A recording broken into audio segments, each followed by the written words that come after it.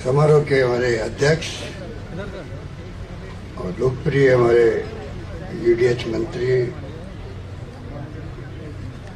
श्री शांति धारीवाल जी, विधायिका आदरणीय श्रीमती गंगा देवी जी, अशोक लाहौटी जी, स्वर्गीय द्वारकादास पुरोहित जी के परिवार के विजय पुरोहित जी, अशोक पुरोहित जी और तमाम अन्य सदस्यगण, पुष्पेंद्र भारद्वाज जी, भास्कर सावंत जी, हाउसिंग बोर्ड के कमिश्नर पवन अरोड़ा जी, विष्णु लाटा जी, सुखदेव सिंह जी, अध्यक्ष राजस्थान आवासन मंडल कर्मचारी संघ और तमाम उपस्थित अतिथिगण, भाई और बहनों, नौजवान साथी। मेरे पूर्व वक्ताओं ने आपको स्वर्गीय श्री द्वारकादास पुरोहित जी के बारे में, उनके व्यक्तित्व के बारे में, उनके कर्तृत्व के बारे में विस्तार से बताया।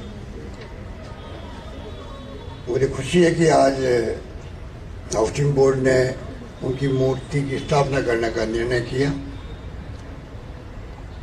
और मूर्ति अभी कहा गया लंबे समय से पड़ी हुई थी और कर्मचारी संघ के लोगों ने सुझाव दिया। द्वारकादास पुरोहित जी कोई मामूली हस्ती नहीं थी। मुझे इस बात की खुशी है कि हाउसिंग बोर्ड ने एक ऐसे व्यक्तित्व को याद किया जिसका आज़ादी की जंग के अंदर एक शानदार योगदान था। फिर राजस्थान स्वर्गीय जयनारायण व्यास जी के साथ में कंधे से कंधा मिला करके जिस शख्स ने उस जमाने में संघर्ष किया हो जब हमारे अनेकों फ्रीडम फाइटर्स ने देश को गुलामी की जंजीरों से मुक्त करवाने के लिए त्याग किए, बलिदान किए, फांसी के फंदे पर चढ़े, तब मुल्क आजाद हुआ। 1942 का भारत छोड़ो आंदोलन, उसके अंदर भी जिसने भूमिका अदा की हो उसका नाम द्वारकादास पुरोहित थे। आप सोच सकते हो कि कई बार जेल गए वो।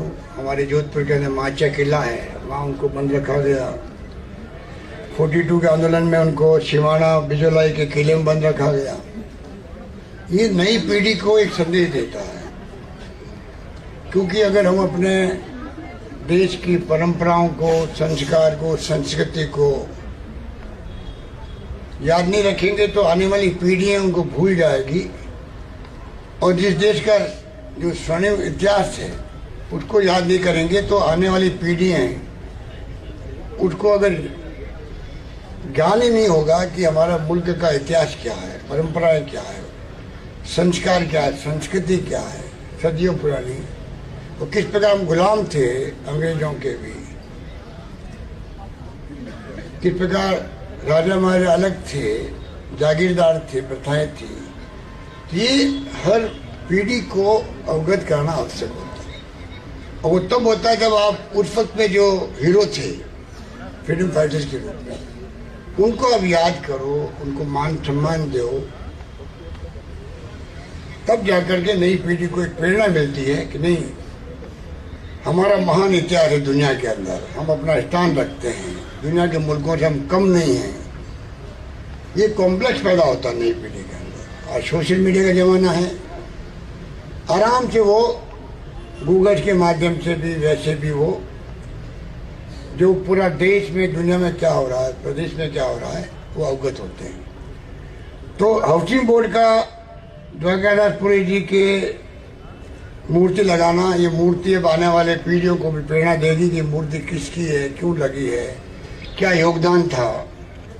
उससे वो खुद मन में प्रेरित होकर के संकल्प करेगा मुझे भी कुछ जिंदगी में करके दिखाना। ये परंपराएं जब हमारी कोई शहीद की मूर्ति लगती है या कोई महापुरुष की मूर्ति लगती है तो ये लगने का कारण यही होता है, लगने के प्रेरणा मिलने की जो बात सामने आती है तो परंपराएं कायम रहे, हर पीढ़ी की ड्यूटी है। और मुझे खुशी है कि इस जिम्मेवारी को हाउसिंग बोर्ड ने बखूबी निभाया।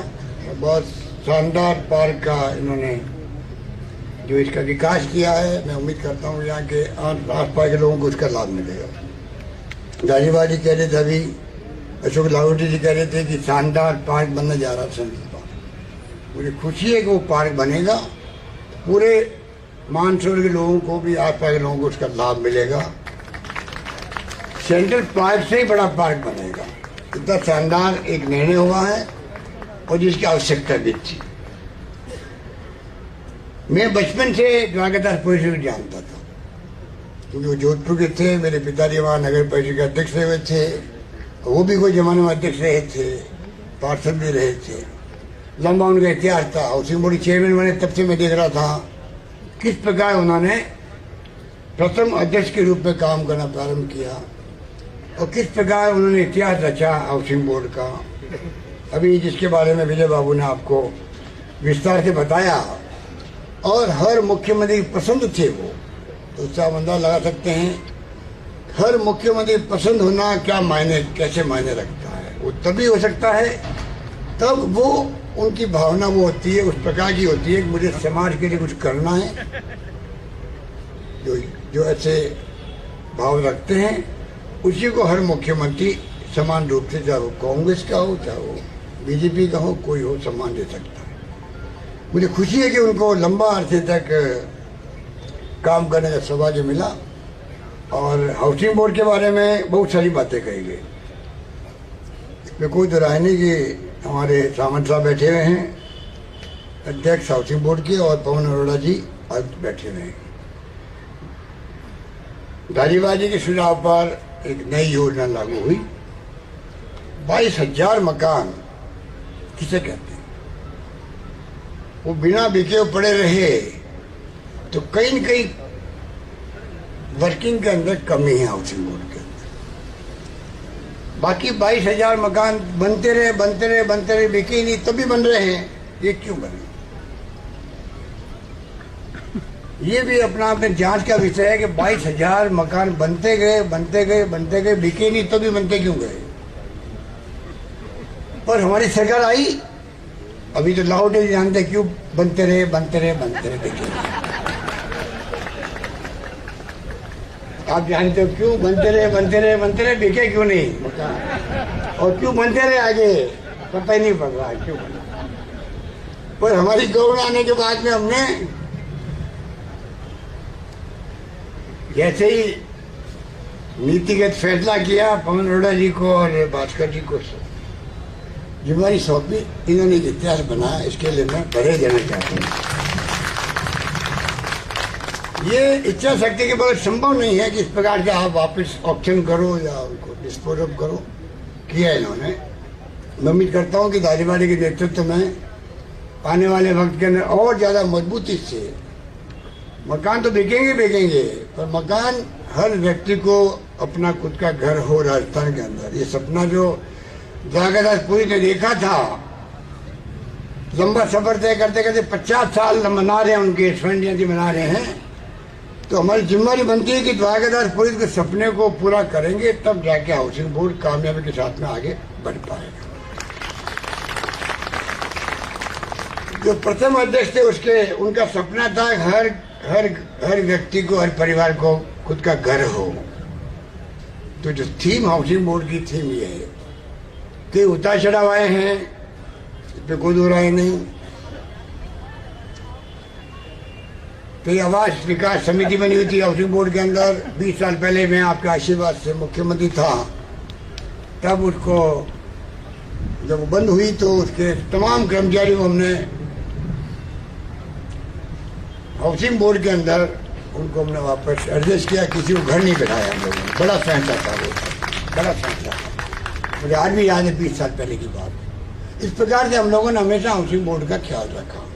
आगे भी हम चाहेंगे सरकार का पूरा सहयोग, समर्थन, मार्गदर्शन मिलता रहे। हाउसिंग बोर्ड ऐसी योजना बनाए और जो संभव है आज